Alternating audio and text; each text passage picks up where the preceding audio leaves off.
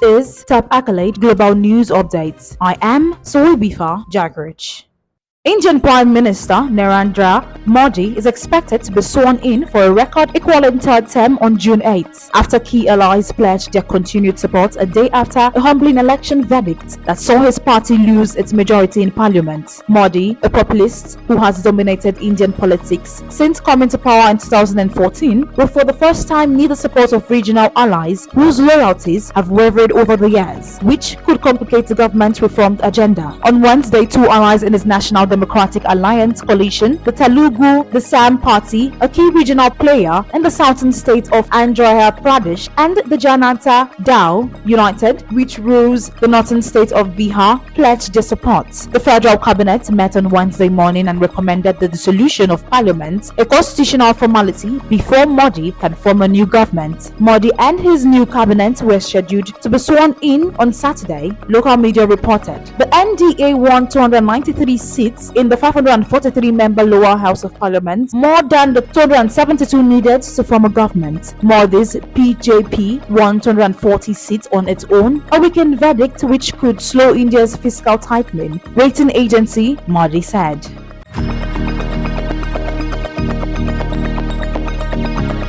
A former Meta engineer accused the company of bias in its handling of content related to the war in Gaza, claiming in a lawsuit that Meta fired him for trying to help fix bugs causing the suppression of Palestinians' Instagram posts. Faraz Hamad, a Palestinian-American engineer who had been on Meta's machine learning team since 2021, sued the social media giant in a California state court for discrimination, wrongful termination, and other wrongdoing over his February dismissal. In the complaint, Hamad accused Meta of a pattern of bias against Palestinians, saying the company deleted internal employees' communications that mentioned the death of their relatives in Gaza and conducted investigation into their use of the Palestinian flag emoji. The company launched no such investigations for employees posting Israeli or Ukrainian flag emojis in similar contexts, according to the lawsuits. Hamad's claims reflects long-standing criticism by human rights groups over Meta's performance moderating the content posted to its platforms about Israel and the Palestinian territories,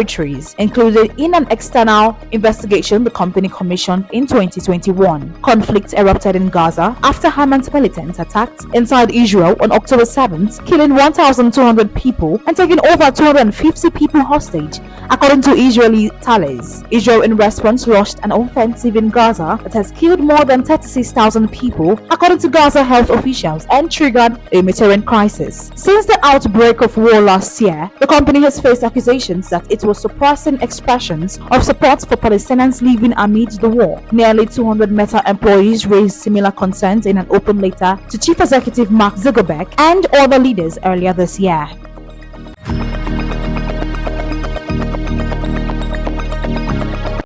Quadrupling of the price of subsidized bread has made it harder than ever for Gamal Ahmad and millions of other Egyptians to get by. The 64-year-old pensioner was struggling to make ends meet even before Egypt's government, facing a rise in wheat import bill, increased the price of subsidized small loaves of flat bread for the first time in decades on June 1st. The loaves are available to more than 70 million people and vital for the poorest. Even though they are still heavily discounted, the increase to 20 piastres, that is $0.0042 per loaf from 5 piastres, is one that many households can ill afford. We can't handle any more price increases, said Gamal, who is also worried about cuts to subsidized utilities that the government has announced. There's still gas, electricity and water bill. All prices are rising, he said. The impact of the price increase will be felt by millions because the subsidized loaves are a staple for much of the population of about 106 million. Of course, the price hike impacts me, pensioner Mohammed Abdulaziz said as he shopped for subsidized bread in central Cairo. We are barely getting by. He said he had to keep on working to supplement his £2,000, that is $42.46 monthly state pension, and take care of 3 unmarried children. Increasing the price of the subsidized bread was a politically sensitive decision that has been put off for years in a country where cheap bread is important for many because poverty is widespread. The price had been kept steady since the 1980s despite repeated rounds of austerity reforms, with the government wary of facing a public backlash. An attempt to change the subsidy system sparked riots in 1977. Instead of increasing the price, the government had previously tried to restrict eligibility and reduce the weight of the loaves. Above 2/3 of the population benefits from bread subsidies, which are based on income and include an allowance of 5 loaves per day.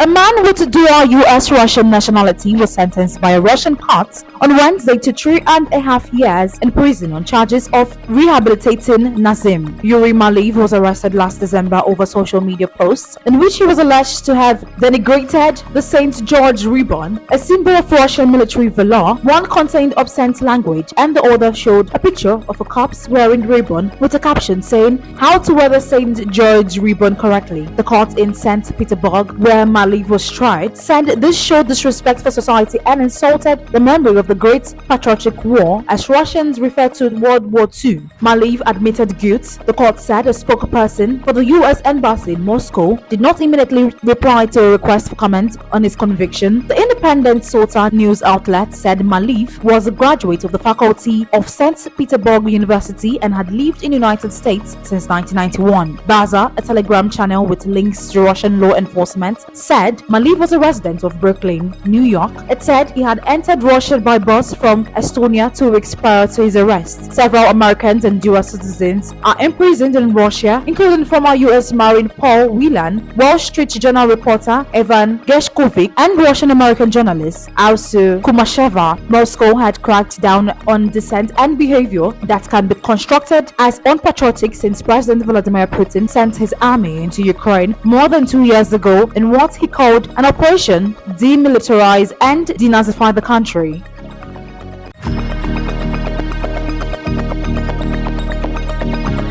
Electric vehicle maker NIO has won approval to build a third factory in China that will boost its total approved production capacity to 1 million cars, almost at par with Telsa's massive Shanghai plant. 3 people with knowledge of the matter said Telsa can push out 1.1 million vehicles per year from its Shanghai plant, its biggest manufacturing hub globally. The latest approval for a plant with a 600 units annual capacity is a major win for NIO, given China's state planner has been cautious about waving through new EV production plans since 2022 amid overcapacity worries and slowing demand. NIO received an auto manufacturing license late last year. NIO, the 8th biggest EV maker in China by sales, has started construction of the third plant known as F3, but it is not immediately clear when mass production from the site would begin. The sources said on condition of anonymity, as the matter is not yet public. The F3 plant is located in Yuanyang City in Eastern Province and will primarily produce vehicles for NIO's newly launched affordable car brand, Onvo, the people added. NIO did not respond when asked whether the capacity of the F3 plant would be later expanded to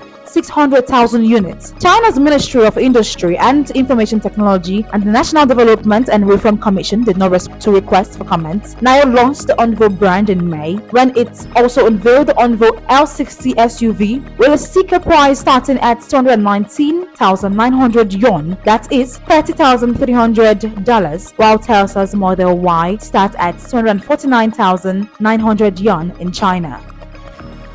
That is the size of Sub-Accolade Global News Updates. You can follow us on our social media platforms as displayed on your screen. Happy Wednesday.